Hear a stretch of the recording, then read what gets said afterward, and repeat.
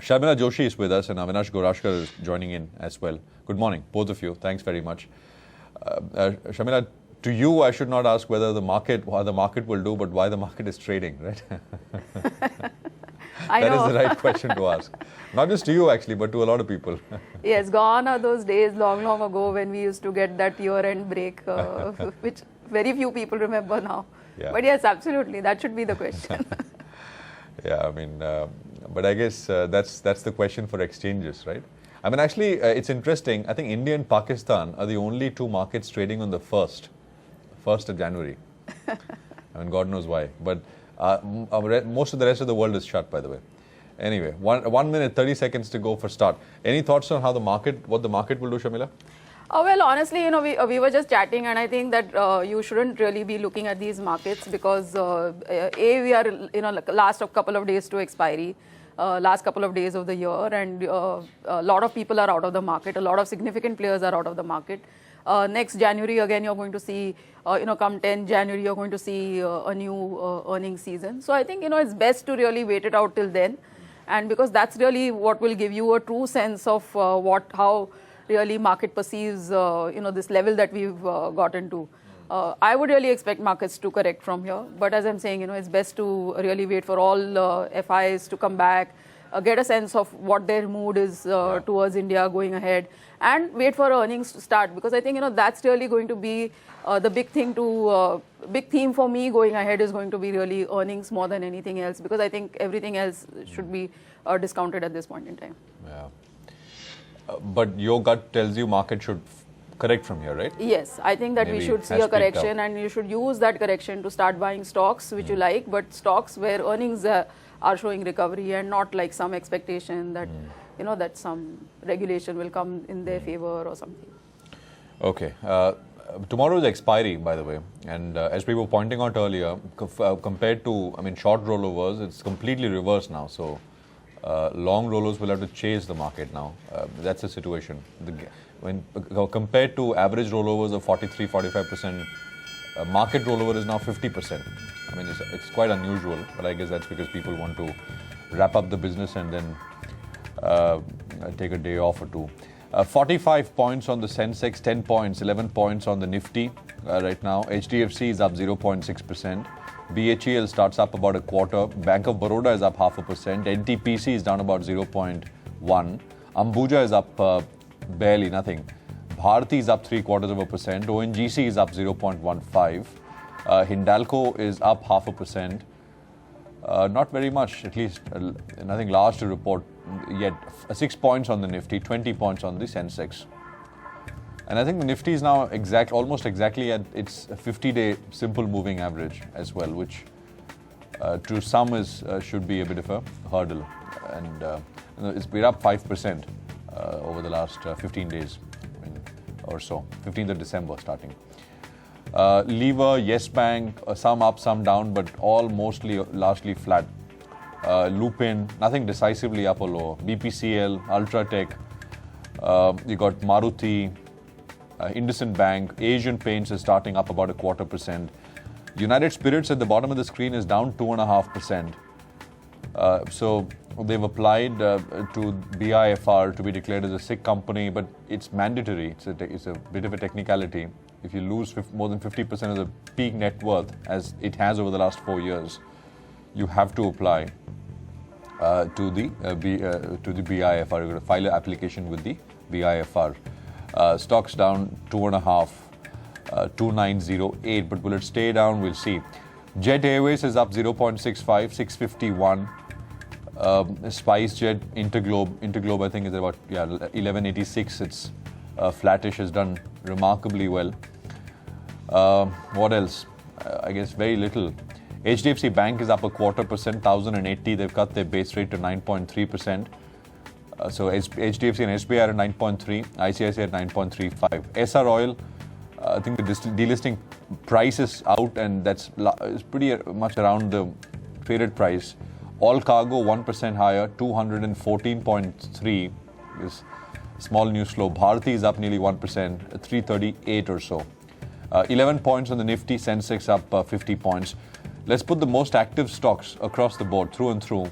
up for you on the air, and we can pick some out as well. But let's continue with the conversation here. Avinash, where do you stand? You agree with Sharmila? Maybe the market heads lower from here? No, I think the ground reality is totally different, and I think to a certain extent Sharmila is right, because I think earnings recovery is going to take at least 2 more quarters, and at least from the I think from the events point of view, I think the markets would obviously look at the coming budget and the railway budget. So some action could be seen in the month of January, but I think the real thrust possibly could come after the budget. I think probably January could start off on a slow start, but probably move up based on kind of pre-budget kind of expectation. So I would be also more comfortable once I see an earnings recovery. I think clearly we have not seen it in the second quarter, and December and March quarter is also not going to be completely different. So I think it's better to stay cautious. This move is largely because of short covering and more of NAV activity. So I think better to wait and watch. Better to wait and watch. Any ideas, Avinash? I think clearly, from the auto component space, there have been some stocks, some smaller stocks, stocks like Jamna Auto, which is a very large player in the parabolic spring market. I think for a very long period, this company remained, a big underperformer. But now with the kind of growth we are seeing in the commercial vehicle space, I think they've got large unutilized capacity. So probably, that is one big kicker for them. And they are large vendors to almost all the large OEMs, especially the domestic CV players as well as the MNC CV players who are operating in India. So around 135, 140, this could be a good value pick, again from a year's kind of perspective. He's done well recently, right? Yeah, in fact, numbers have been Jamna pretty about good. 2 months back. Yeah. And they said they'll do about 10 rupees in EPS this Yeah, year. roughly about 9.5 to 10 rupees. So it should, you still...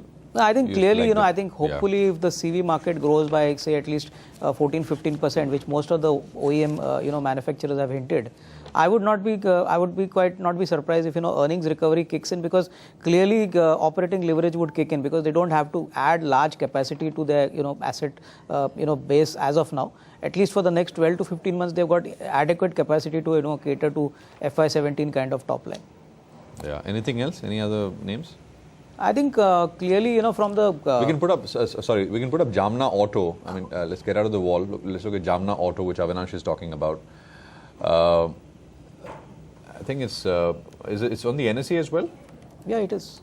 NSE, BSE. Let's put the stock up on the BSE.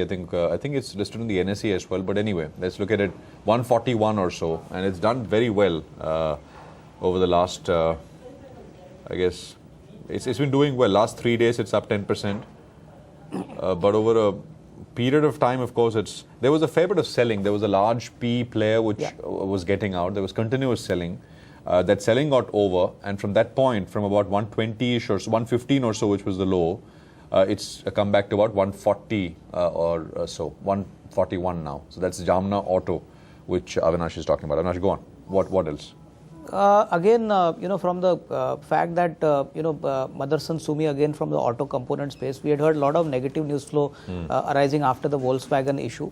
But if one sees the business model, typically, I think the kind of products they cater to the passenger car market in India, especially, and, markets like US and Europe. My sense is, I think the current price, if one takes a medium to longer term view, I think earnings recovery will definitely kick in.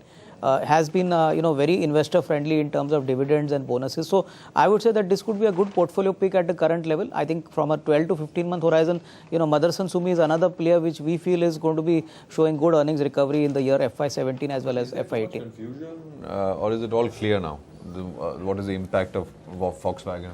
No, I think probably, I think even if the impact does come in to a large extent, Prashant, this news has been discounted. I don't know how much impact, the FY16 earnings would take.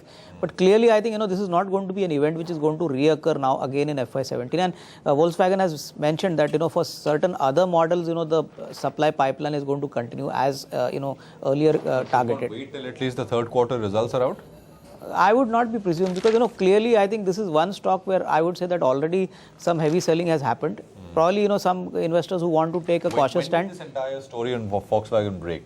Pre Q2 results or Pre Q2? Pre Q2. So in Q2 we saw. No, I think Q2 probably nothing of that impact came in. So probably the impact could be felt in Q3, and probably after that possibly it could be a one-time kind of effect. Anything else? Jamna, Motherson. Actually, in certain cement companies, something like a Ramco cement or typically even a JK cement, these are stocks which we feel, probably FY17 could be a good year for cement stocks, and especially the smaller cement companies. Clearly, I think, one should keep Sorry, people. JK and which one? Ramco. Ramco. JK is north-based. Yeah, right? north-based. And Ramco? is largely south-based. Okay. I know somebody I was talking to was saying that north-based cement players complete shambles. Yeah, I think because, at least in terms of, JK Lakshmi, has done pretty well.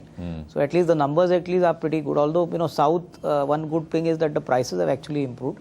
Yeah. And there's good scope for possibly, FY17, for these prices. Yeah, to South improve. is absolute, and the stocks are reflective Yeah, of that. exactly. But north-based, I don't know. I mean, some of the smaller players, they say that prices have collapsed. Prices have collapsed. In fact, South is definitely much better positioned.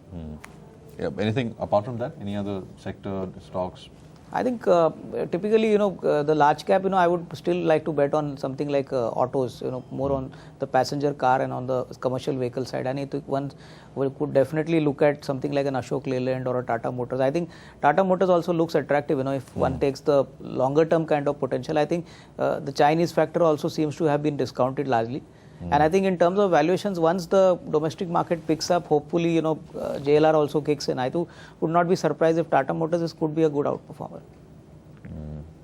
One trigger, so China, of course, JLR, for CVs, commercial vehicles, one thing which I think everybody is watching out for, at least in the industry, and Jamna Auto I spoke to also said this, the government, and this is not new, but there's been talk for the last couple of years now, that maybe the government should restrict the age of trucks on the road to 15 years. I mean, it was said 10 years, then for 15 years. Now, we've not heard, and there was some news reports recently saying that in the next 15 days, the government will come out with a notification. But if something like that is done, it's going to be difficult to do. But if it is done, it almost adds the demand worth about 1.5 years of commercial vehicles sold in the country. So that's something to watch out for. Shamila, anything you like, any ideas you want to share?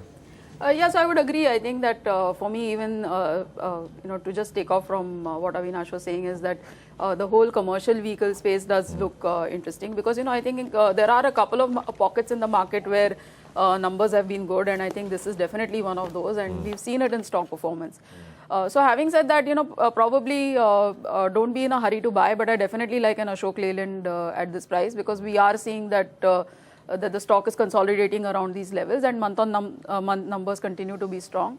This is definitely, I think, one stock to look at. I think the other sector which I really like at this point in time, continue to like rather, is pharma, because I think the sheer the kind of US FDA activity that we are seeing sort of, to me, proves that now Indian companies are doing serious business overseas. So from that perspective, I do like some of the larger listed stocks, because we have seen corrections there, like a Sun Pharma at this price. Yeah. But I do like slightly mid-cap plays like a Shilpa or a Marksans Pharma. I think those stocks can also be looked at.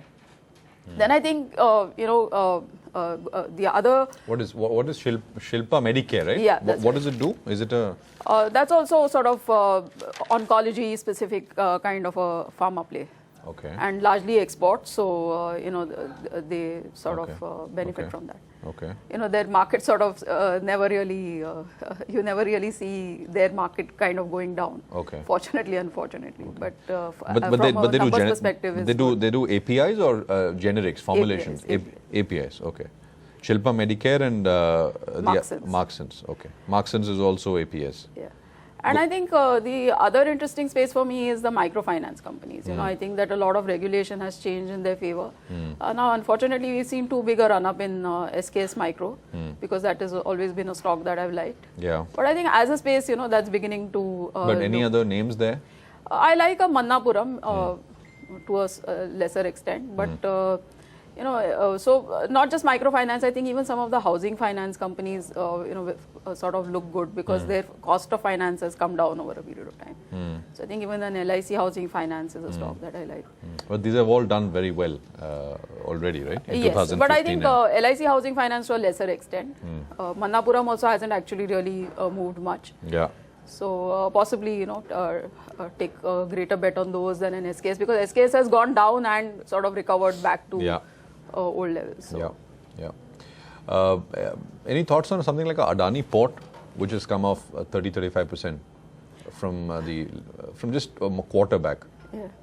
So I think a lot of these stocks also, what is happening is that because they've seen such huge run-ups, they are now finding it difficult really to make the next move up. Like just that analysis that we've gotten overnight, which said that how have commodities or markets fared. They say mid-caps have gone up 10% in the last year. But honestly, if you see, individual stocks haven't really shown that performance. So I think, in some of these stocks, you need to take a bit of a breather, or if you buy, you have to know, which is what I said even about Ashok Leyland, that, you need to give it a little time now to really make the next leg up. Of course, I think Adani Port is not a stock that I like as much as meaning it's not a stock that I recommend. But I think, some of these stocks of that sort are really going through that sort of consolidation kind of phase where old investors who made money are exiting, and, you're sort of waiting for, the earnings to sort of bring back that valuation back in favor of these stocks. Yeah. Adani Port, Avinash? I think longer term, Prashant, definitely the business model is robust, and I think in the shorter term, I think markets would like to see what kind of earnings trajectory we could see for, say, FY17 and FY18. But I think overall, I think within the infra, port space, it's a very dominant player. So definitely, as a long term kind of portfolio pick, it definitely is good. It's come off its high. It trades at about 30-35% to its high. But if you really ask me in the short term how the stock would perform, it's a little difficult call. But probably FY17 and FY18, once volumes pick up, the broad economy also takes off. I think you could possibly see good amount of upside here. Lesser coal import. Yeah. So that's the problem. I mean, it's no, but how long, Prashant? This is also more coal is not turning out to be great news for generally. Right, Coal India is suffering. Exactly. No demand for in fact, coal. Companies are suffering. I was just looking at another stock yesterday. Something like GMDC. If you see the financials, Prashant, excellent numbers. Last year, 500 crores profit, a 4% dividend yield. This is GMDC. GMDC. Okay. It's a Gujarat state government funded company, 74% holding. Now, this is according to me, this is a good value pick if somebody has the time and patience. It trades at very low. Valuations, very good. Mineral Development. Yeah, mineral development. It's into lignite. But the point is, they have got large cash reserves, virtually debt free. And I think, once the stock gets, the trigger, I think probably, they could possibly invest in some. What is the trigger? But no, I mean, the point is they want to get into some sort of power generation apart from lignite. They've started, cooperating with other private sector players. And the best part is last 4 to 5 years continuously, 150% dividend. Yeah. So, at least from that perspective, earnings are more or less protected, and it's not like a typical metal company. So, probably, here one could see value. But, the point is stocks like Adani Port or, probably the high beta stocks. This is a stock which probably doesn't have that amount of liquidity, but very well funded, very strong cash flows. Any of you have looked at Piramal Enterprises, by the way? It's a bit of out of the blue, but no, not really. I not have it. No, I'm afraid not. Okay. But that's the trick, right? Look at things which no one else is looking at. No, I have the stock actually, so possibly that's one of the reasons why I don't really look at it. You own the name. You own yeah. Okay. But so you hear of the kind of investments that they're doing. And but it's all there's no coherent. I mean, I've not taken the time to look at it. Yes, so that's the thing that you get, that you aren't really. They seem to have made interesting investments, and it seems a good thing to believe that their investments will pay off. But I think, that way it's a long-term story. So I think the stock has recovered, if I'm correct, from about 600, 700 levels to about, the 1,000 levels that it went to. Yeah. But I think, again, this is going to sort of consolidate here before it, because those things have to deliver, what they've sort of invested in. Fair enough. Shamil, any other ideas? Slightly longer term, maybe? Yeah, so I think along the same lines, then I think within the same space you have to then look for stocks. So, within the pharma space, like I've always liked a Biocon, for instance. There, I think, you did see that... What's up with Biocon? I mean, that drug, the approval they got... Yeah, I don't know where the sudden interest has come from, but very honestly... The drug, by the way, is 200 crores a year in India. Yeah. There are 9 players. Yeah. Yes. So it didn't seem like very big news to Yeah. me, but you suddenly saw the stock rally from there. But if you see from a valuation perspective, it is trading at a bit of a discount to other players within that space. And the reason that was always given was that they were not delivering those numbers. But last 2-3 quarters, we have seen that stability come in. The kind of numbers they've been able to deliver, and Syngene also has been something that is now sort of one of the triggers that was expected to happen, which has now happened. But I don't really know where this sudden buying interest has come from to take the stock from that 480 levels to the current 500 plus levels. Yeah. But I had a target in any case of closer to 600 on the stock. So those are the kind of names that I like. Okay, fair enough. We'll wrap it up here. Shamila, thank you very much for joining us. Avinash, appreciate you joining in. Good speaking with both of you here on the channel. Let's take a very quick, and let me wish you both a very happy New Year as well.